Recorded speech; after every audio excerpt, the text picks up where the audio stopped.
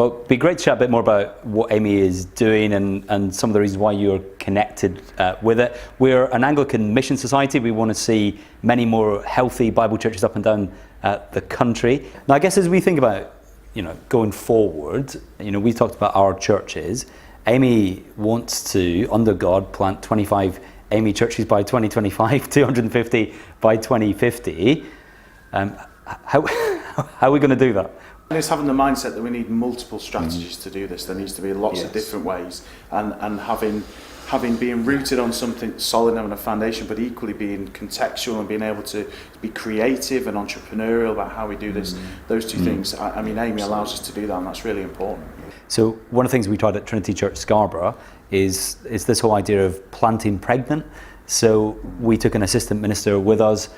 Some people thought, you don't really have that many people. Why do you need another guy with you? Because I want him to learn the DNA of church planting, so that in God willing 4 or 5 years time, he can go and do the same thing with somebody else. Yeah. That's just one way, but we've got to think of other ways. That's exactly our strategy. There's a reason that there's 2 of us planting a church, because one of us isn't going to be there for very long, because they're going to go on and plant others. That's the plan and the hope and the prayer. A couple months ago we had our celebration weekend, and we had Bishop Andy Lyons, and even his existence as a bishop was testimony to the Gafcon relationships. When he was consecrated after the Gafcon primates, said that was their recommendation. We had Andy Lyons spent the weekend with us, and it was an absolute delight to show the church family what a biblical bishop looks like, for them to hear him talk about the uniqueness of Christ, to hear him talk about preaching the gospel, to hear him talk about how he prays for me, my family, the church. And people could see, even if they weren't from an Anglican background,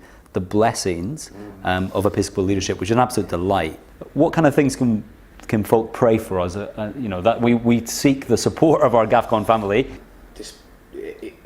It's resources, isn't it? But not just. I don't mean resources financially, although I do. But I mean resources of people on the ground, or of buildings. Like, one of the things we find with planting is where do you meet, and those sorts of things. So how do we find the places for plants to actually grow up and develop in? It's resources of great gospel training and discipleship of people. I think we're just increasingly aware of the hardness of what feels like the hardness of the ground, very secular cities or contexts that we're working in. So for people to pray for us that we hold our nerve with our gospel convictions, even when it's hard. We preach the word in season and out of season, and simply that God works to open people's hearts and minds and to see Christ. Something that's been on my heart for a long time is 9:38.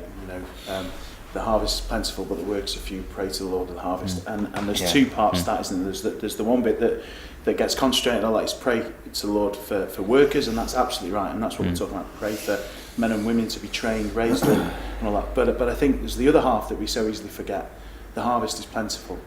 Yeah. And so when we look at the hard ground, when we look at the cities and towns around us, what Jesus sees is people. A harvest ready to hear the gospel, ready to be reaped, and ready to enter the kingdom of God. And so often I look at the town and I don't see that, but that's how God sees it. So pray for our vision to be lifted up, to see things as they really are, and to see the opportunities, and then to take those opportunities.